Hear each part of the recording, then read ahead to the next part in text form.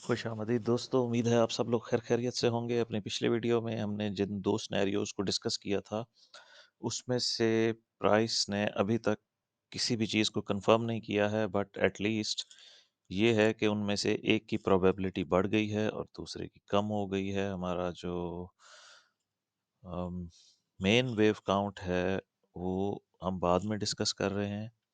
फिलहाल जो ये लेबलिंग हुई हुई है, इसको डिस्कस कर लेते हैं। इसके अगेंस्ट वेव ए, वेव बी और वेव सी बनती थी, जो अब वेरी लेस लाइकली हो गई है, क्योंकि मार्केट उस तरह से 5 वेव इम्पल्स नहीं दे सकी। जस्ट 3 वेव लगता है मुझे ये, और टूवर्ड्स डाउन साइड भी, यानी अपवर्ड मूवमेंट भी करेक्टिव है और डाउनवर्ड मूवमेंट भी करेक्टिव है। टेक्निकली हम इस रेंज में हैं जो 5100 से लेकर, और ये जो हमारा लो है 4900 तक, इस रेंज में कब से मूव कर रही है? ऑलमोस्ट 2 वीक से, 3rd of February से लेकर अब तक, या शायद उससे भी पीछे, यहाँ से 2nd February, यानी फरवरी का सारा महीना हमने इसी रेंज में गुजारा है, अप्स एंड डाउन होते रहे हैं। तो ये हमारा अब लेस लाइकली वेव काउंट हो गया है। जो हमारा दूसरा वेव काउंट है, जिसको हमने आज से मार्केट्स पे किया था, किधर गया ये वाला, इसमें मैंने आपको बताया था और बहुत डिटेल में डिस्कस किया था, जिसमें हमने इस करेक्शन को, ये जो वेव बी है ये वाली, इसको हमने लिया था एज WXY। WXY हमने किस तरह से लिया था कि फर्स्ट 3 वेव्स जो ABC हैं उसको लिया था W, उसके बाद X में प्राइस नीचे आई, यहाँ पे हमारा एक सपोर्ट एरिया था, उसको रिएक्ट किया इसने शानदार किस्म से, और उसके बाद डायरेक्ट 5 वेव्स काउंट करने के बजाय हमने इसको भी एज एन ए वेव लिया था। अब ये बी वेव में वापस नीचे हमारे एरिया ऑफ सपोर्ट में आ गया है, और यहाँ से ये वापस जाएगा ऊपर की तरफ, जो हमने ये एरिया कैलकुलेट कर रखा है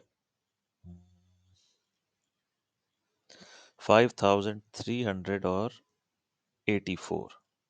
अच्छा, इसमें अब हम क्या कर सकते हैं? एक तो हमने ये टारगेट लिया हुआ है, इसमें हम एक सेकंड टारगेट ले सकते हैं। कंसीडर करें कि ये वेव ए तो कंप्लीट थी ही थी, वेव बी भी हमारे पास कंप्लीट हो गई है। तो उस सूरत में हमारे पास जो टारगेट बनता है, हम सिंपल लेंगे लेंथ ऑफ वेव ए, उसको ऐड करेंगे वेव बी में, तो 100% वही एरिया बन रहा है, 5343 से लेके 384 तक। ये हमारा टारगेट एरिया होगा, और यही वो एरिया है जो वेव बी के लिए एज रेजिस्टेंस काम करेगा।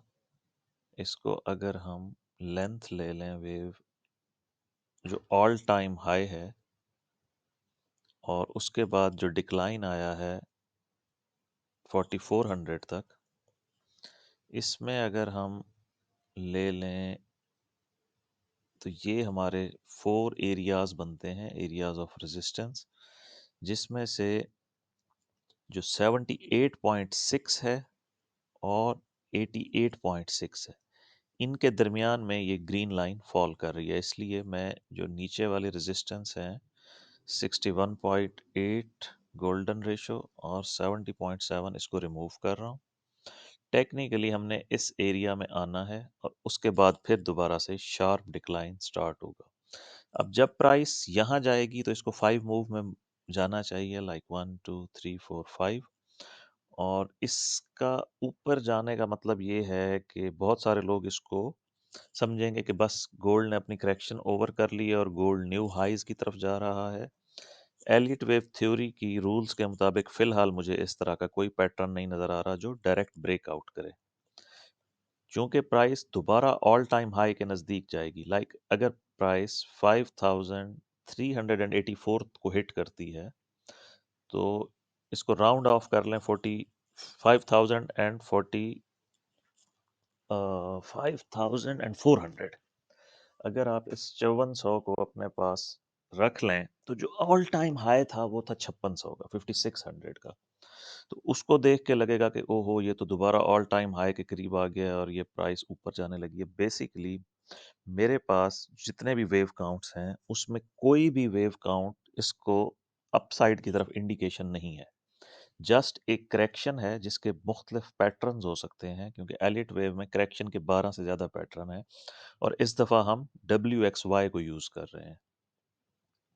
और WXY में भी अब हम फाइनल इस वाली वेव में हैं, जो WXY, और ये Y इस B वेव को कंप्लीट करेगा, एंड देन यहाँ से प्राइस न्यू लोज की तरफ, दैट मीन्स कि 4400 से फर्दर नीचे जाएगी।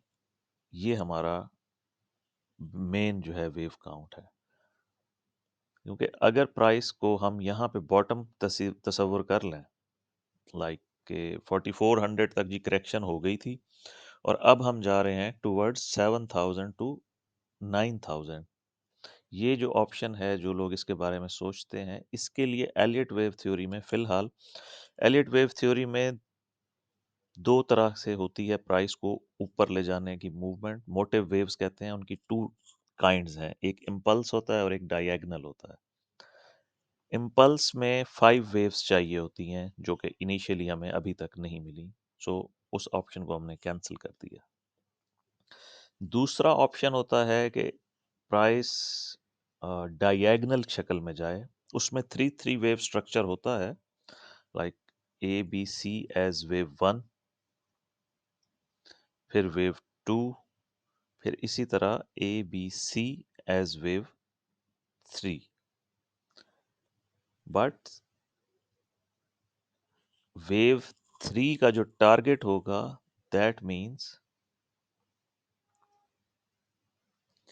कि वो 1.61 होगा, न्यू ऑल टाइम हाई 6000 के करीब, 5885 से लेके 6030 तक। बट अभी तक उसका कोई भी नज़र नहीं आ रहा है कि ये वहाँ तक कैसे जाएगा। हमें इस पूरे पैटर्न में कहीं पे भी क्लियर 5 वेव्स नहीं मिली हैं। अगर यहाँ से प्राइस ऊपर उठती है, तब भी वो 5 वेव्स में जाएगी, क्योंकि जो वेव C है, चाहे वो डायगोनल की वेव C हो, तब भी उसे 5 वेव्स करनी चाहिए, और उसमें प्राइस तेज़ी से ऊपर जाती है। बट लो वॉल्यूम और साइड वेज करेक्शन इस बात की इंडिकेशन है कि हम वेव B में हैं। इसके मुताबिक आप चार्ट को अपडेट कर लें। अगर कहीं हमें महसूस हुआ कि अब प्राइस इम्पल्स कर रही है और 5 वेव्स आने वाले हैं, तो बहरहाल ये एरिया फिर भी हिट होना है, चाहे ये करेक्शन की शक्ल में हिट हो, चाहे ये न्यू ऑल टाइम हाई की तरफ जाने की शक्ल में हिट हो। इस एरिया का रिएक्शन हमें डिस्क्राइब कर देगा कि हमने इसको एज वेव बी लेना है, या करेक्शन को यहाँ पे ख़त्म कर देना है और न्यू ऑल टाइम हाइज की तरफ जाना है। मिलते हैं दोस्तों नेक्स्ट वीडियो में।